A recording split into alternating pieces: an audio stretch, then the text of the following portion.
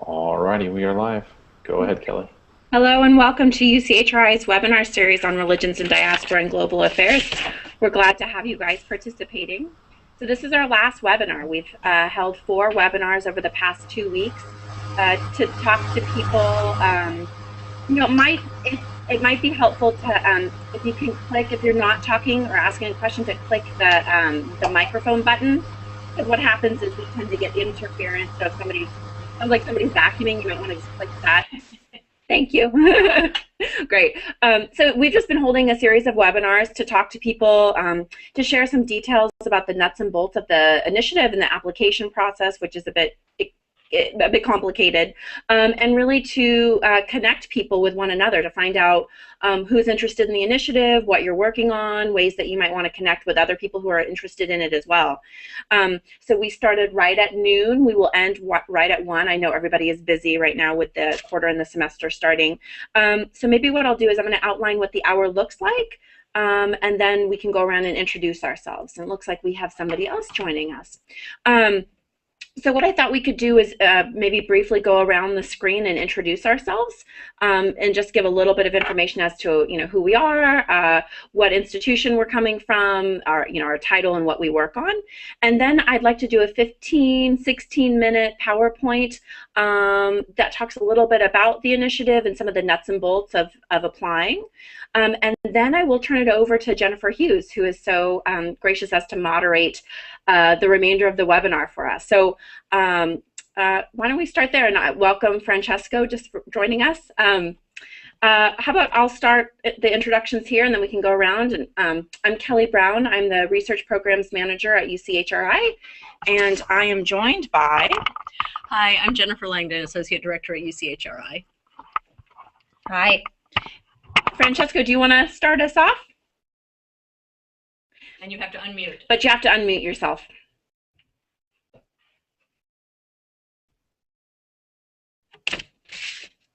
And maybe what we'll do is maybe we'll skip over you just for the moment as you're doing that, and we'll start. Jennifer, you want to introduce yourself? You're the next one on my screen. But you'll want to unmute yourself. Can you hear me now? Yes. Yes. Okay. Hi. So I'm Jennifer. I'm Jennifer Hughes, and I'm a member of the working group, the original working group, and we had kind of a brainstorming session in the fall, and I'm still learning and engaging and understanding. So we'll be very much in process and with you all about this project. I am Associate Professor of History at UC Riverside. Great. Yes, and I think I'm unmuted now. We can hear you. Can hear me. Yes. Okay, fantastic. So thank you for hosting this. I'm Francesco Spagnolo. I'm the curator of the Magnus Collection of Jewish Art and Life, and I teach in the music department at UC Berkeley. And I also have a life as a journalist for Italian National Radio, and I've been a correspondent on cultural affairs from Jerusalem to Italy for a number of years. Fabulous. Thank you. Thank you for joining us. Natalie. My pleasure. Hi there. So my name is Natalie Avalos Cisneros. Can you hear me okay? Yes. Okay. So I'm a graduate student at UC Santa Barbara. I'm in the Religious Studies department. I'm actually currently living in Albuquerque doing my dissertation fieldwork. And so what I study is transnational religiosity, the relationship between religiosity and political practice or praxis. And so I'm focusing on indigenous American religious traditions and Tibetan Buddhism. So I've been interviewing urban Native people or transnational Native people and also Tibetan refugee people. And I know that this initiative is California rooted, but that it allows you to kind of go outside of that, and so that's probably going to be the basis of some of my questions today. So thank you for having me. Thank you so much for joining us. Great. I guess it's my turn. Yes. Yeah, so I'm Roberto Strongman, and I'm Associate Professor at UCSB in the Department of Black Studies. and I work on Afro-Atlantic religions, Santeria from Cuba, Voodoo from Haiti, and Candomblé from Brazil. And I'm mostly interested in trance, possession, and in sexuality. Great. Glad to have you here. Thank you. So maybe what we'll do now is I'd like to go through the PowerPoint I have. And I know that having heard from you just now and some of you via email, I know that you have some questions about the proposal process. Maybe if you could hold your questions until the end. The PowerPoint is 15, 16 minutes, and then we'll open it up to questions before handing the webinar over to Jennifer, if that sounds okay. Yes. Anything I can answer at the outset in terms of the technology aspect of this, we're okay? Great job. Okay, yeah, I'm okay. good. Thank you. We're very excited about these webinars. So, okay. Get this up. So this is our last webinar, and it's been an interesting process. We've learned a lot from people who have been participating, both in terms of what people are interested in working on, as well as how we can better communicate what this initiative is about. So this is a 3-year initiative that's been funded by the Henry Luce Foundation. It's run by UCHRI to look at how issues like globalization and immigration have changed the religious landscape of the United States, and California in particular. Issues like increased global migration, the erosion of the welfare state, the rise of new media, and its adoption by different religious groups are all components that we're interested in learning about here at UCHRI. So with a grant from the Luce Foundation, we will be funding 3 humanities studios over the next 2 years. So right now we're in year 1, and year 1 is the beginning year. We have a working group, of which Jennifer Hughes is a member, who met in the fall to provide some intellectual leadership in terms of ways to think about the initiative, some thematics that might be of interest to people. As you know, we are conducting a webinar series to introduce the initiative to people and to answer any questions that they have, as well as connect people with one another or start connecting people. And then we will have a studio jam session, and this will be a chance for people to meet up in February to talk about what proposals they're interested in developing and hopefully further collaborate with one another. And at the jam session, it will be part proposal development, so part kind of nuts and bolts, how to put together a proposal for this specific initiative, as well as just bringing people into more sustained conversations with one another around these topics. So you might wonder, what is the Humanities Studio?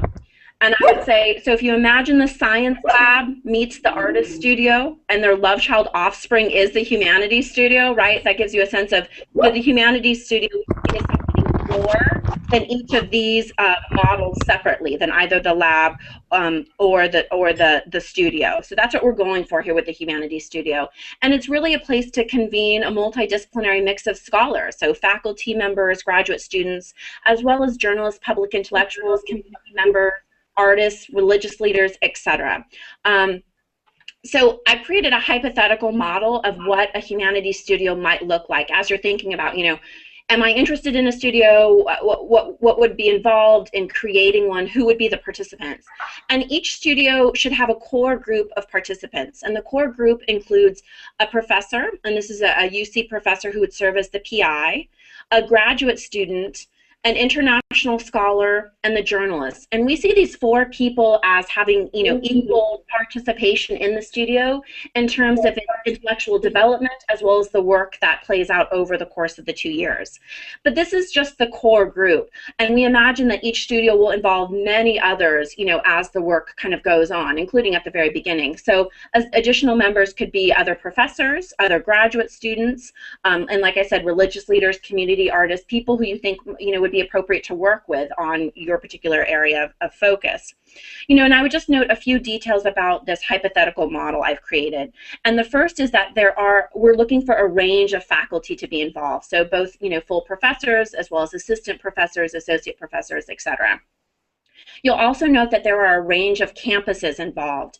Ideally, we would like to see proposals that include from the outset at least 3 different UC campuses in the course of study over the 2 years. Third, you'll note that there's a range of disciplines. So here I have people from, literature mixing with people from sociology, music, anthropology, etc., so that you really do have a multidisciplinary mix of people and disciplinary perspectives coming together. And lastly, we're really looking for connections to community, so that it's that there's this strong connection to what's going on in the community. This is just the beginning, though. As people are putting together proposals, we would encourage them to think about how else you might involve other populations other than through a core group of participants. And so we want to just encourage people to think about interesting ways to get undergraduates involved. For example, there might be related independent studies or courses that relate to the particular studio that you have in mind, as well as interesting community-based projects. So having undergraduate students maybe do a summer work project where they're out interviewing community members. We'd also encourage you to think about how other faculty members and graduate students who aren't in this group, aren't in the humanities studio per se, would get involved. So through creating related working groups or seminars, conferences that would contribute to the research aims of the studio and involve various groups of people.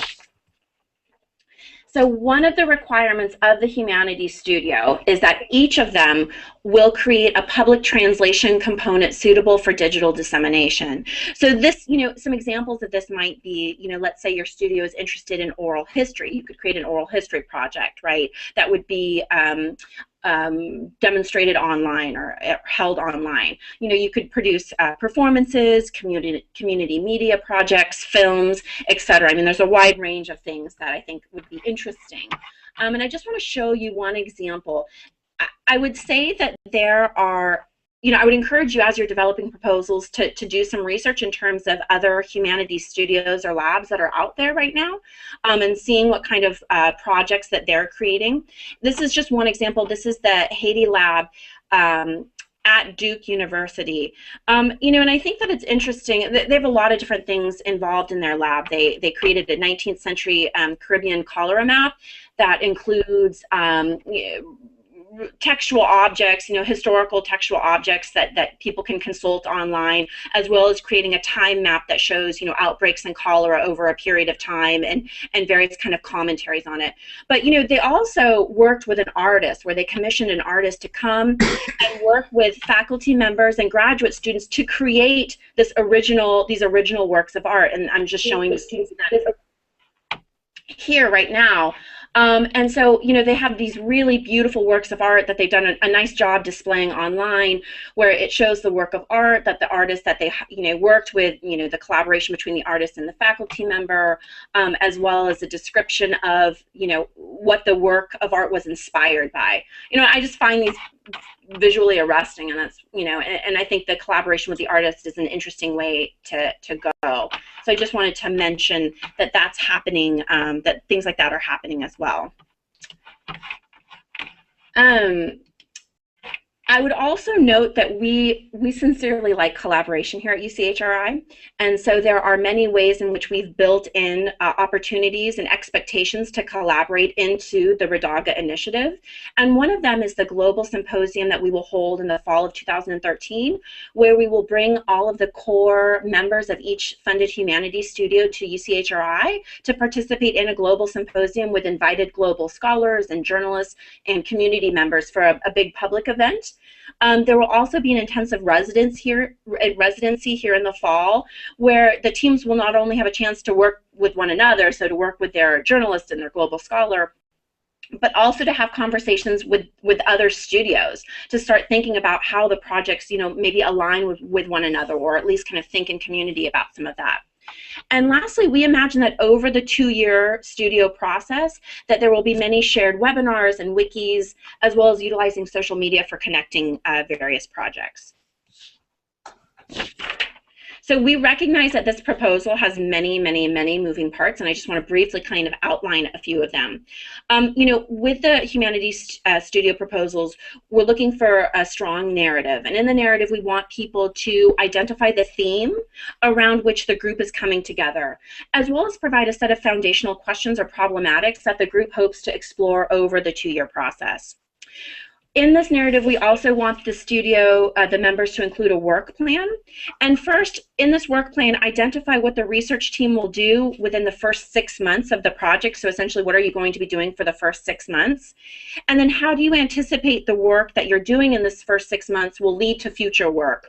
You know, I just want to stop and mention that this initiative, from our perspective, is really about experimentation and collaboration, both of which can lead to really unpredictable outcomes, right? And we want to acknowledge that and give space for that. And so that's why we're only asking for a work plan that identifies what you'll do for the first 6 months, because we're open to you after that first 6 months, you know, maybe changing course and going in a different direction. We really want people to feel as though this is a space to be creative and to kind of try out some modes of research and areas of research.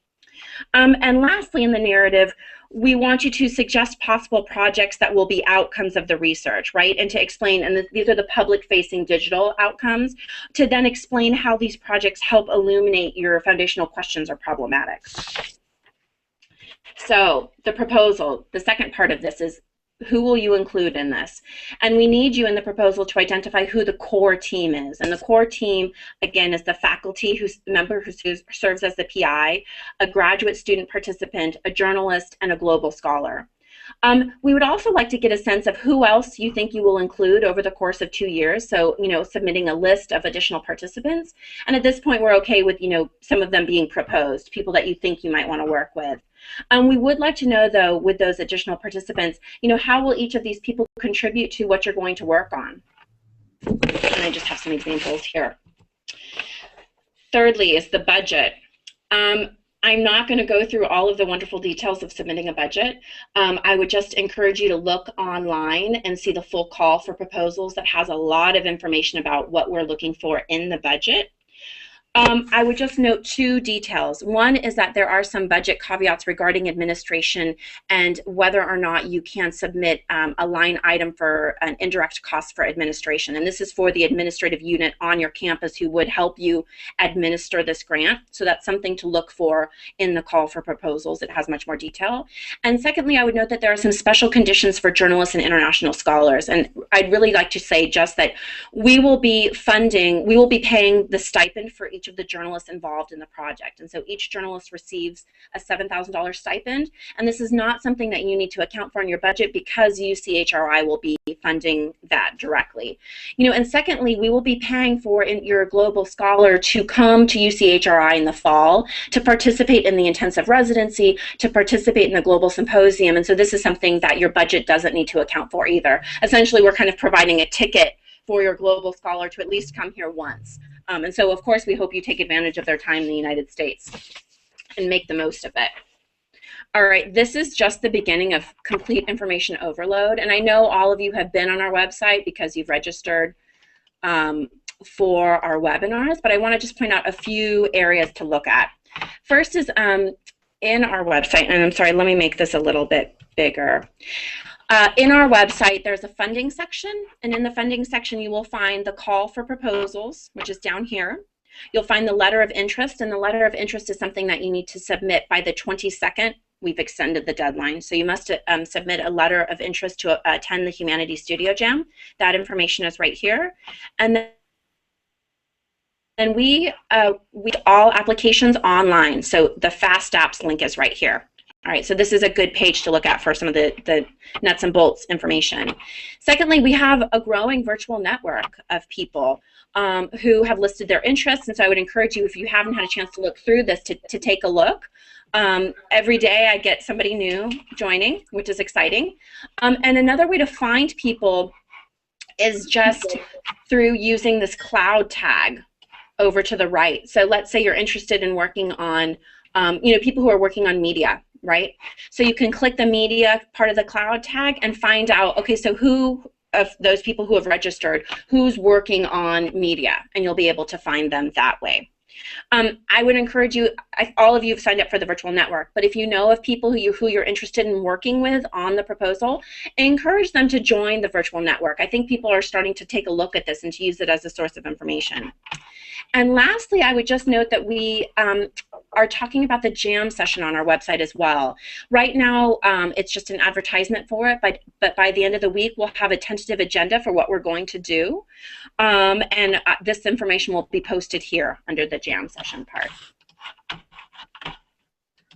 Okay. A few minor funding details. So major funding details. Each research group will receive up to $40,000 a year for 2 years, so a total of up to $80,000. And any UC faculty member, ladder track faculty member, may serve as the PI, and they do not need to participate in a webinar or attend a jam session, though of course we would encourage them to do that. And then members of our advisory committee, along with a few UC experts in the field, will be evaluating the applications. Okay, a few next steps. The letter of interest is due on Tuesday. So if you have any interest in attending the jam session or any interest in the proposal at all, I would encourage you to submit a letter of interest. UCHRI, we will be funding up to 40 people to attend the studio jam session, and so paying for reasonable travel, airfare, and car here, as well as lodging, in order to participate in the jam. So we think that's an exciting opportunity. We have fun things planned. We have fun things planned, very, very fun things. And that's what I want to talk about briefly. So I've mentioned the Studio Jam. What is it? And again, it's a part proposal development workshop and part a networking opportunity. So we know that we're going to have a proposal development workshop that's specifically geared to how to submit an application for this particular initiative. Because it is fairly complex and has a lot of moving parts, we think it would be helpful to focus on that. We're going to have a panel of community media representatives, as well as digital humanities scholars who are talking to us about, working with various publics. What are some interesting and cool digital products that are being created right now? How might you think about what you're working on in a digital sense, or creating digital products? So we're going to have a panel on that. We're going to have a sort of speed dating opportunity around religions and diaspora and global affairs. So if you're the lone scholar who's just interested in this initiative and you want to hook up with other people, it'll be an opportunity to meet them. Likewise, if you already have a core group of people but you're interested in making other connections, it'll be an opportunity to have conversations around this. And we also have a concluding talk with leaders in the field. So we've invited a few exciting people to come and talk, and so we'll have a chance to have just a large conversation with them at the end of the conference. And I would say that it's February 21st to 22nd. The 21st is actually just we're going to have just the people who have submitted LOIs and been accepted, so just the people who are interested in submitting proposals. We're going to have dinner and drinks together and have a chance to talk about who we are, what we're working on, and just have some conversations. So we think it'll be fun. So timeline, April is when the proposals are due, April 10th. We will notify people in May of who's been awarded studio funds, and then we will bring everybody here in the fall for the Global Symposium and the Residency Intensive. And that's what I have in terms of nuts and bolts. So I would love to open it up. I know you have questions, and we'd be happy to answer them. And I should say, we've had somebody join us. Do you want to introduce yourself? But you'll need to unmute your mic. There we go. Does that work? No. Yep. Yes, we hear you. Okay, this is Kathy Foley. I'm only going to be here for a few minutes, and clearly I'm not the most technologically adept of you. That's not true. Kathy, where are you from, and what is your... I'm from UC Santa Cruz. My background is theater arts performance. Oh, great. Okay, great. Glad to have you. So do you have questions about the proposal process? Are there things that we can clear up? So could you clarify a little bit how the jam session is connected with the studio? I think that you mentioned that during the jam session that there would be an opportunity for us to learn a little bit more about the application process for the studio proposal, and I just wanted to double check that with you.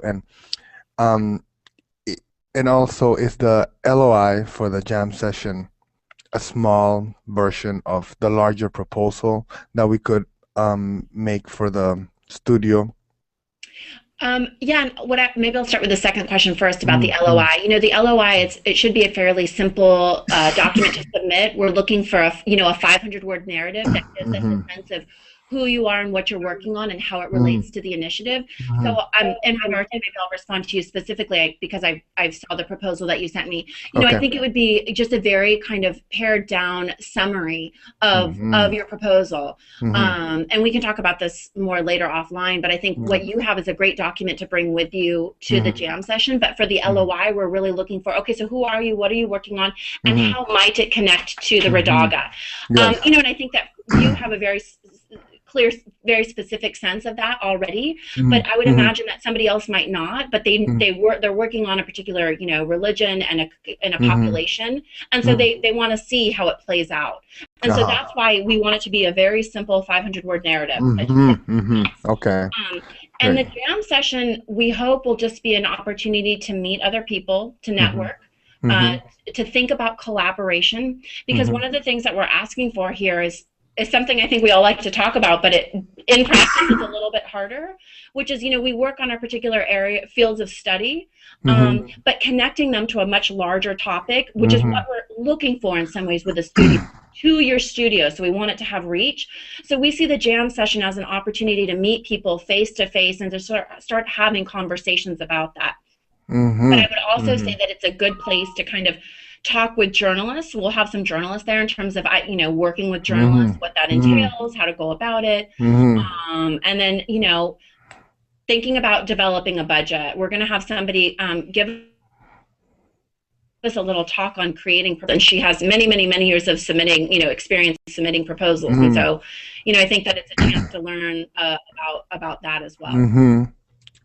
Yes. Yeah, I would just echo Kelly and say that, you know, I think the biggest challenge here is for scholars to be able to, you know, take your own individual research and think about it with people who might be working on projects that riff off of yours in different ways, and to be able to, you know, think about, you know, oh, these are 3 people, you know, the 3 of us here have you know, slightly overlapping projects. What's the big picture? What's the big question, the big themes, the problematics that we would address if we were the core group, you know, leading a studio? And, you know, so I mean, it really is, I think, an opportunity, you know, to do that process and to get some help from other people in thinking about, you know, how to put a collaboration together, how to frame a project, you know, that's both, you know, enables individual scholars to do their work, but also is broad enough to, you know, sort of meet the parameters and the big picture of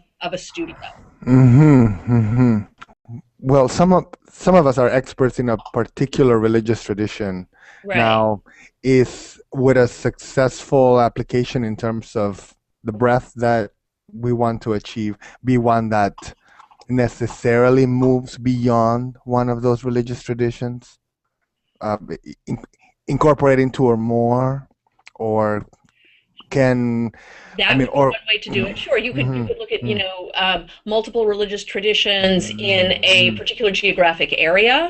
For example, you could look at, you know, one religious tradition, you know, in multiple sites. I mean, I think there are all sorts of different ways.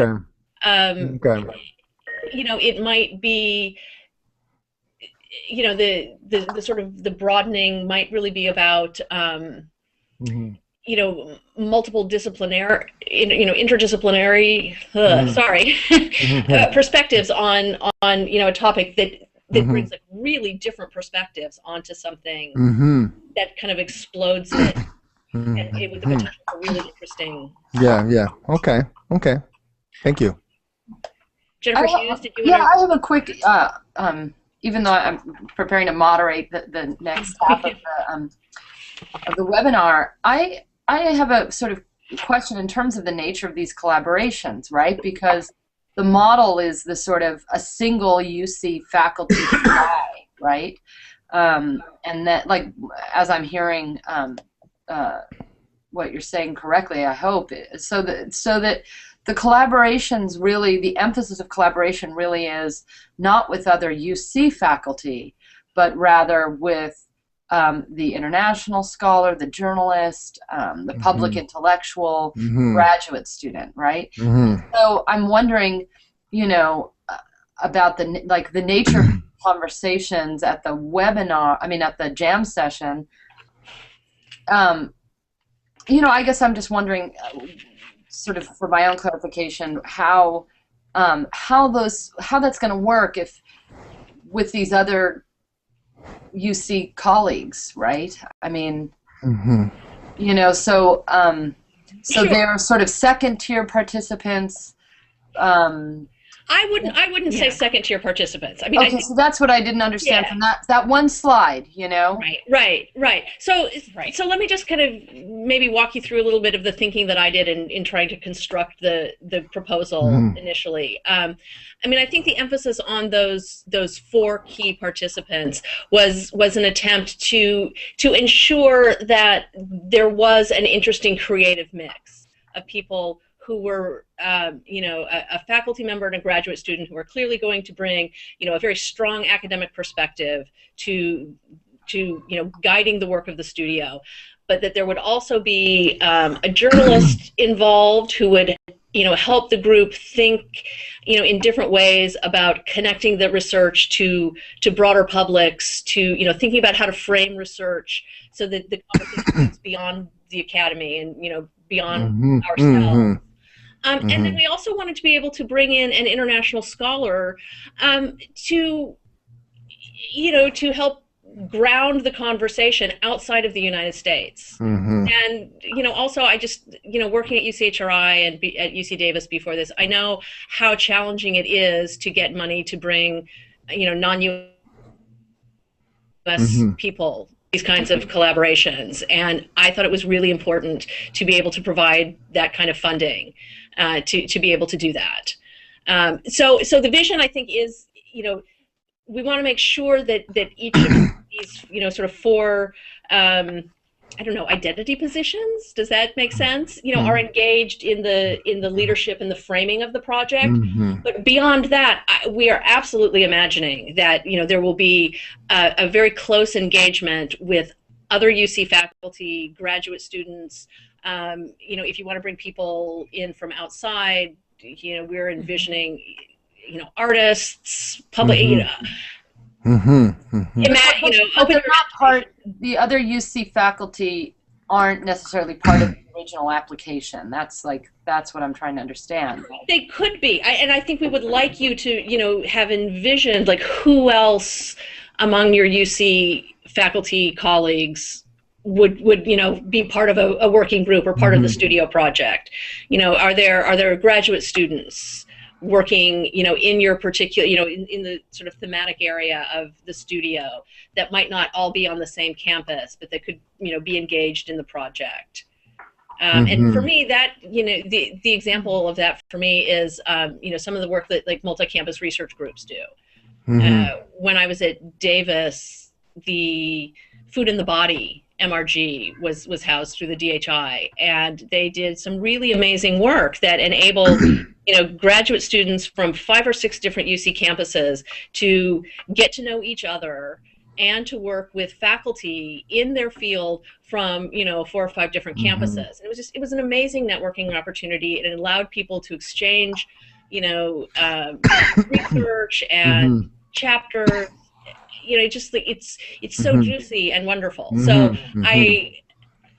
so in my mind, that, you know, 2-tier is not necessarily the way to approach it, or, you know, sort of wanting to make sure that there are these multiple perspectives built in, but also, you know, giving you a fair degree of latitude in who else you would like to engage in the project. Does that help, Jennifer? I guess I hope this is helpful to other people, because I'm supposed to be moderator, not question. That's totally fine. The way that I hear your question, the way I interpret it is, can the core group include, and this actually applies to other people that I've been talking to, so it's not just you, can the core group include more than one UC faculty member? I mean, that's actually a question that I've gotten phrased in different ways, and I don't know, maybe that's, okay, in some ways, is that what you're asking? Not just can, should it, you know, could it, can it, you know, because, you know, otherwise I think you know. The short answer is yes. Okay. Go ahead. No, finish your thought because I want to No, make sure. yeah, I mean, because I think with the jam session, that possibility fosters real conversation rather than everyone trying to suss out the competition, right? Right. Right. Yes. Right. Right. So we are hoping to create, a very collaborative process where people don't feel like, the person sitting next to you that we're, asking you to chat with, is going to be your competition. I mean, I think that there's a lot of space in this initiative, and frankly, there's a lot of money. Right. So I don't think that. Which is another way of defining a core participant in my mind, right? Because ultimately, how you're budgeting those funds, right? And I mean, in some ways, one of the ways you define who the core participants is through the budget. How you're spending the money. Does that make? Yeah, that makes sense. So what that. If I were someone putting together the project, riffing off of what you just said, Kelly, is, so I would imagine, so I'm the faculty PI, and I've got this amazing graduate student, and I know the journalist I want to work with, and absolutely have identified a global scholar that's got to be part of this project.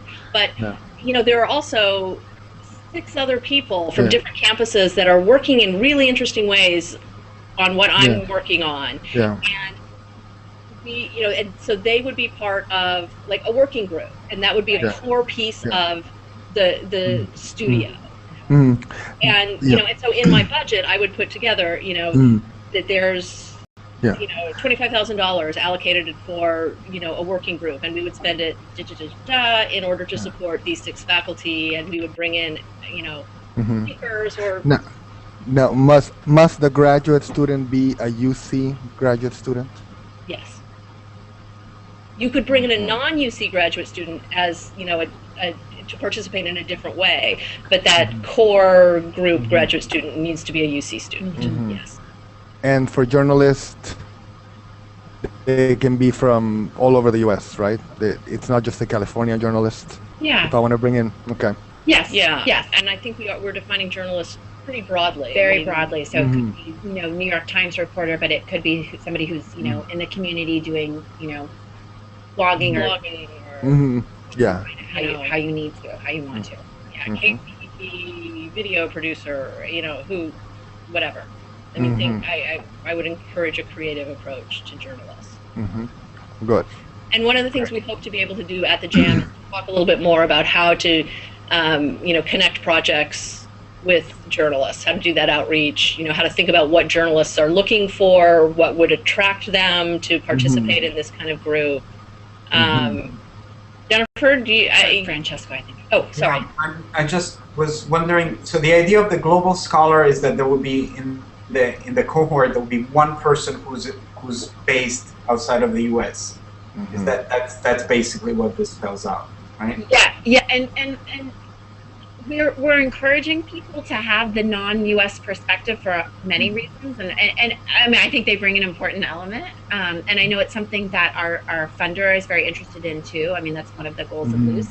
But I also think we're strongly encouraging it because there's this money attached to bring an international scholar, which is fairly rare for our kind of funding, anyways. But what we've said in the past is, if the right person doesn't fit that category, we would be interested in having a conversation with you about that. But we're strongly encouraging somebody from outside the U.S. to bring that outside institutional perspective. I was coming to this from the opposite problem, which is that I probably have a lot more than one. Yeah. Right. Well, and so we'll be curious. I mean, I think in a proposal, there's the one person that you've identified, but as thinking about, a global symposium and bringing people to come and participate in that opens it up a bit. So that would be an opportunity to bring perhaps some other folks. I don't know if you have any questions, but I do want to give Jennifer a chance to talk about some things. So maybe I'll pass the webinar over to Jennifer Hughes, who's a professor of history at UC Riverside, who has worked on the historical and cultural study of religion in Latin America, as well as many other things. Jennifer? Thank you very much. So as I explained, I'm part of the working group and was part of the really very interesting conversation in the fall. And I think like the best use of this time would be to possibly just think more specifically about our own topics and what the thematic connection might be, or how we move from particularities of field and method toward kind of collaborations that allow for us to kind of get at the big picture issues. So so I'm kind of curious to hear a little bit more. We've heard a little bit about people's work, but how maybe it fits in with the thematic. I mean, we identified some thematics at that fall group that appear on the website, and I don't think that those are intended to be comprehensive, but just to kind of stimulate thinking. But you know, how we bring it out, make those collaborations and connections, draw it out, so that so that we can have those kind of conversations. So I'm curious to hear where people feel those already exist in their work, or even with those who are gathered in the webinar, where there might be areas of overlap. I mean, some of the categories we talked about were the persistence of the local, even the rise of localism, and how that is concomitant with cosmopolitanism, reinvention and maintenance of traditions, various engagements with that concept of diaspora, interrogations of that concept, sort of movement and flow, back migration, serial migration, impacts on homeland, I don't know, political economies, the precarity of the state. So how are these religious flows maybe impacting states and other governmental entities, religion and law, religion and representations, artistic, literaries, etc. So I don't know, they're encouraging us toward these sort of larger issues. I studied Latin American and Latino Catholic religiosity, so but thinking about those larger thematics or methodological linkages, possibly with others as well. So as far as the project I have in mind, I think it almost touches on all of. I have the prospectus in front of me, so it almost touches on all of them. Great. So I think that's interesting. I'm thinking and I'm working on kind of the cultural history of this phenomenon that is about 10 years old. It's called the European Day of Jewish Culture. It's celebrated in multiple countries across Europe. But the way I'm looking at it is both as a cultural phenomenon. It has wide institutional support. It's supported by the European Union and then locally by each country and then at a city level. And basically the main feature of this event is bringing the general population into historic Jewish spaces. So one day a week, it happens always the same weekend of the year. It's the first weekend in September. And so one day a year, the large population is invited to enter a Jewish space. It can be a cemetery, a synagogue. Sometimes it's a living Jewish space. Sometimes it's a former Jewish space, etc. What the way I'm approaching this though is also from a historical perspective, looking at non-Jewish presences in Jewish spaces in Europe throughout history. So essentially the history, which is a 500-year history of non-Jewish presences and involvements, especially in synagogues across Europe. Mm-hmm. and, which is a sort of very understudied aspect of Jewish, in this case, Jewish Christians or Jewish non-Jewish relations, and has very interesting dimensions in terms of othering and all of that. And so a way in which I look at the European Day of Jewish Culture is as a present-day reenactment of this century-old practice of visiting and being the other in a Jewish space within, and if you have to think ghettos, you have to think Jewish quarters and ghettos. So being the other in the segregated other space. So it's this double, it's kind of this twist, this double othering mechanism. And so seeing it as a present-day enactment, which has all kinds of mediatic exposure. It's widely covered by the international media, and etc. But the history of this is very hidden. It's always presented as a new discovery and not as the reenactment of a century-old experience that was most likely truncated with the Holocaust, but has been brought back into the public sphere as it used to be. So I feel like it touches the whole issue of space and geography, both the European dimension and the notion or the competing notions of Jewish space, and also the persistence of the local, because everything is at the end of the day handled by local authorities and communities and negotiated in the local territory. It of course has issues of negotiating differences, of representations, because a lot of this is done by creating public events, usually arts, music, theater, or so events in these sites, right? Media, of course, political economies, I think is actually very important, because the issue of this is very much who is supporting these, all of these events. We're talking about like hundreds of events on the same day across Europe and across Western. I was just going to say issues of temporality too, right? Because you're talking about the reenactment, and I think that's another the kind of the connection between these two disparate periods of time. That would be another interesting kind of lens to look at it through.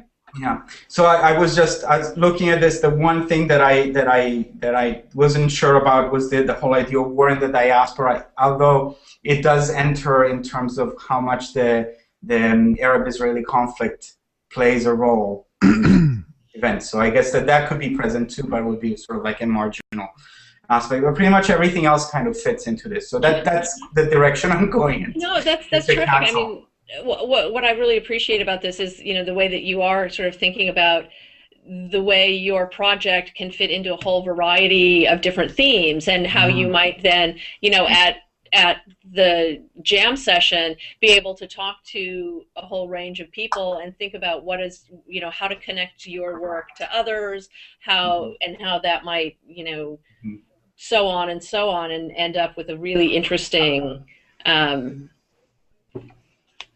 studio proposal.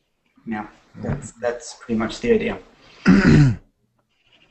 I'd be curious to hear from other people, how, like, different themes that you feel your own work might connect with.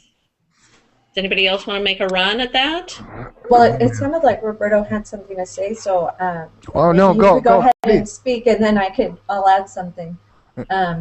But I could just briefly say that one of the things that I'm interested in, even though I have these very specific traditions that I'm working with, I'm also really interested in broader things like healing from historical trauma, and I'm really interested in things like religiosity as a way to religiosity's power and ability to redefine citizenship, especially as people are transnational and they're becoming global citizens, and so I'm also interested in how religiosity is reshaping and informing social justice movement. So I've been talking to people from now that Idle No More has started, Unoccupy has been an event.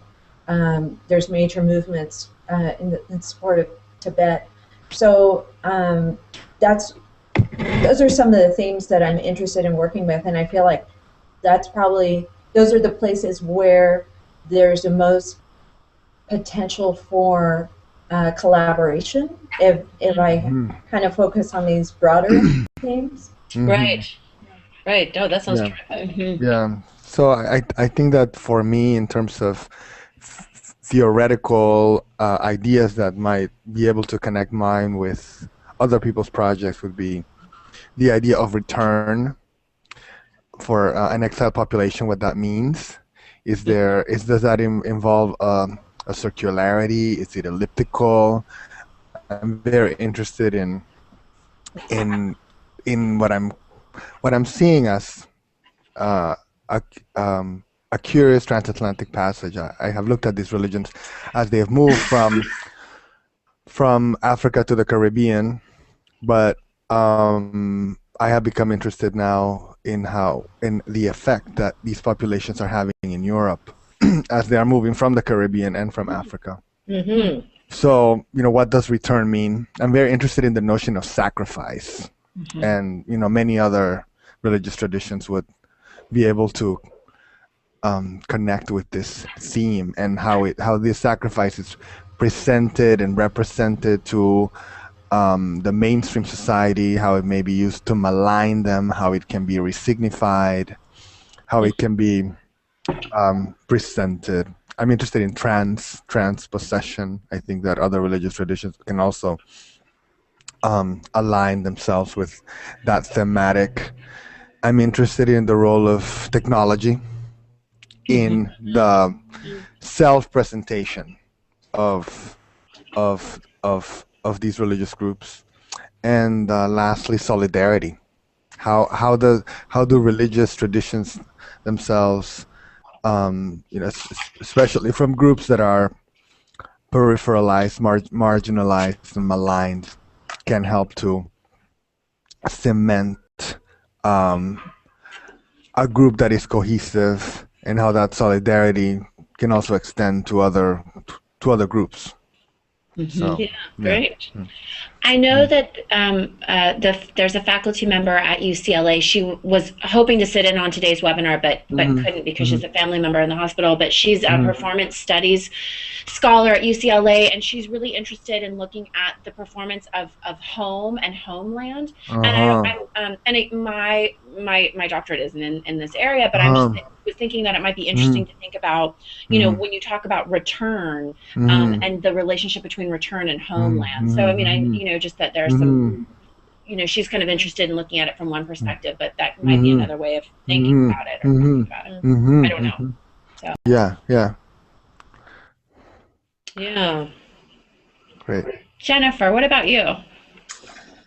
Well, I have been at UC Riverside. We recently launched this Institute for the Study of Immigrant Religions.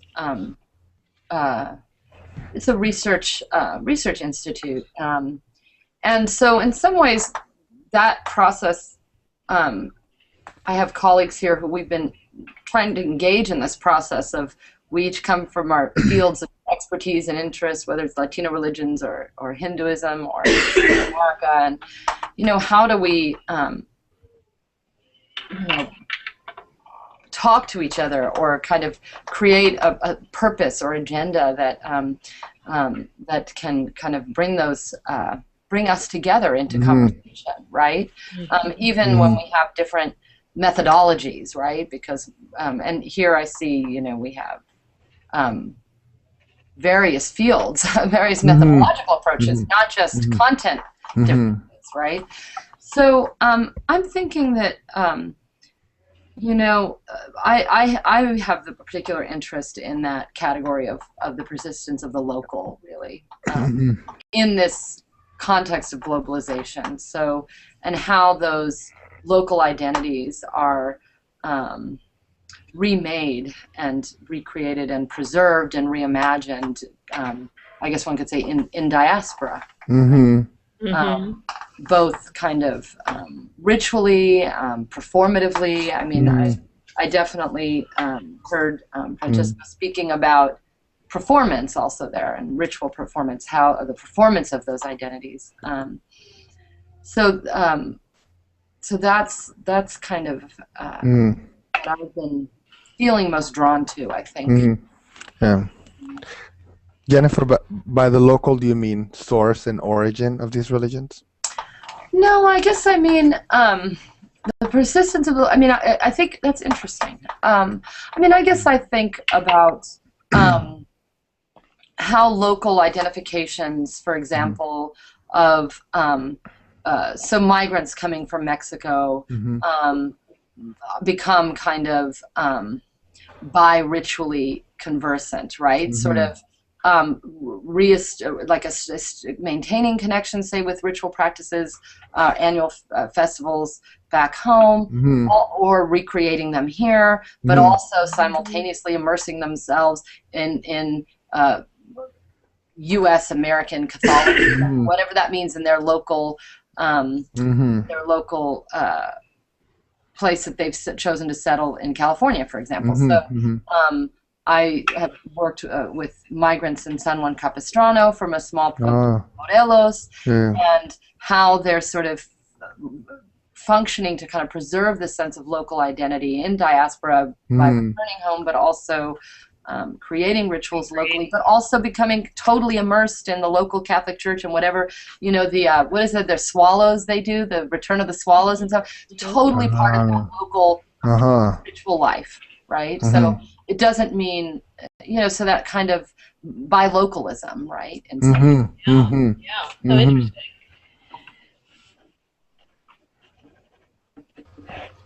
I do have one sort of random question. Yeah. And I'm expecting, because I'm working on my dissertation, and I may finish my dissertation and file before this 2-year period would be up.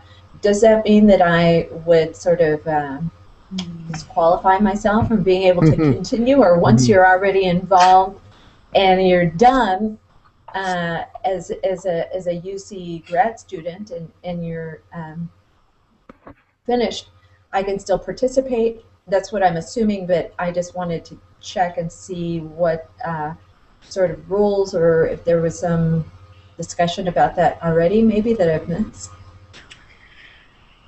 You know, I don't know that we've actually thought that through, but I mean, my initial reaction is, you know, once you're no longer a UC graduate student, you are now a postdoc. You know, in the sense that, you know, I don't think that the intent of this is to, you know, sort of cling too tightly to categories. You know, I mean, in the sense that we're really trying to engage a wide variety of people and perspectives in each of these studios. I don't think the door closes on you when you get. We don't want to force her to be a graduate student forever for the purpose. Right. Yeah, I don't want to do that. We try to get people out, not. Yeah. Yeah. And yet we don't want to lose your participation. Yeah. You know, and I think that's something else to. I think. You know, something to think about is I would want to make sure, like, part of this is we want graduate students, we want graduate student at the table with a somewhat equal voice, right, as equal as they can be within this power structure. So I think something that I would be conscious about if I were the grad student in a proposal is that, okay, so I will be participating as a postdoc once I graduate, but I would want to make sure, for a variety of reasons, that graduate students are a key component of the studio in many ways, right? So that maybe there would be another graduate student who has a kind of vested interest from another campus, or who knows. So that would just be something to think about, wanting to maintain and ensure that graduate students are, you know, an integral part of this studio. Because I think it's more of a philosophical desire in terms of participation. Right. No, that's helpful. Thank you. I would agree. Yeah. Well, we have another 2 minutes, and then I want to be sensitive to your time. Is there anything else that you'd like to talk about, or any other questions? I mean, do people have thoughts about the public dimension, the sort of translation dimension, the digital dimension? Actually, yes. What kind of digital outcomes, like what are the main ideas you have about digital outcomes of this project? Is that directed at UCHRI or at other Yes, folks? well, whomever is in able to take it. Well, Jennifer, you might want to weigh in here, but we're open as to what that looks like. We want projects that are public facing, right? So that have a variety of publics kind of towards which they're geared or can be geared, and we want to be able to host it digitally. But this is where I think it gets really exciting in terms of things that you can look at. Flash mob. right. I think I would just like to say two things about that. One is, I think that whatever you end up doing, think about doing, it should, somehow come organically out of the research and the work that you're doing as a studio. Whatever, sort of best represents that work, whether it's, a digital archive or a, series of video or, interviews, whatever makes sense for your project. But, as you're kind of thinking about what makes sense about your project, I think the other piece I would encourage you to think about is, who are the publics to which you want to, sort of address this work, that you would like to engage in the work that you do, and really think about that relatively early on. That should not be the add-on, after you've done the research and the engagement. Like, oh yes, no, so how do we translate this? But really think about in advance. Who would we want to engage in this work? And from a very administrative side, thinking about, when you're thinking about putting together your budget, what does it take to create these digital products, right? Some of them can be quite sophisticated and exciting and cool, and maybe you have, graduate students who can help you create these things. But if not, thinking about those aspects from the very beginning in terms of what would it take to create a digital mapping product, right? Like, who would we need to work with? What kind of, expertise would we need for that? And so accounting for that, even in something like the budget, so. But one of the panels, Kelly mentioned this earlier, at the Jam will be, people who are working on these kinds of projects and can, sort of provide some examples, help you think through what's required to do, a community media project, or any other kind of thing that you're interested in or that they're experts in. So, let me test one idea on you, because one thing that I'm growingly more fond of in terms of digital outcomes is the essentially digital platforms that help exhibiting the ongoing collaborative process of a working group. Yes. So the idea of a not a digital project as a concluding project, as a brochure, but as something that starts from the beginning and that helps sort of following the development in a very kind of open sourced way, so that everything, including the jumble or the mistakes or the wrong direction, everything is kind of exposed. That's beautiful. All right. Yes, please. Yes. We love that. I've been doing something similar in my exhibition work with my exhibition team, where when we plan an exhibition, we actually use like an electronic pasteboard where all kinds of ideas and images and thoughts are all out there, and you can follow the developments of the project as it goes along, so that the exhibition is there even before it's actually on site. Yeah.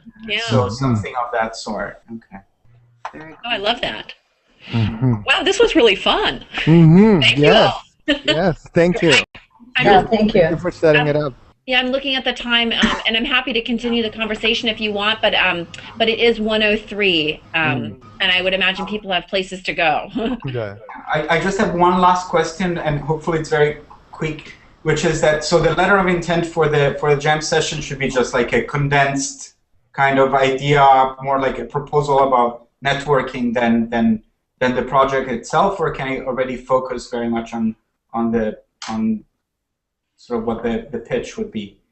I think focusing more on the pitch would be helpful, right? Okay. So how do you see your interest connecting to this project? So I would encourage you more of the pitch in terms of here's what I work on, here's how it connects. You know, how would what I do contribute to this? All right. So I'm definitely interested. It's great. Yeah, and given the conversation over the course of the webinar about how you see your project, you know, sort of fitting into various thematic areas, I think would be really helpful for us to be able to, you know, kind of curate a really interesting conversation. Awesome. Yeah. All right. Great. Thank you all so much for participating. Really Really appreciate appreciate it. Great, Thank you. Bye-bye. Thank you so much Bye-bye. for your expertise. Talk to you soon. Bye, y'all. Bye.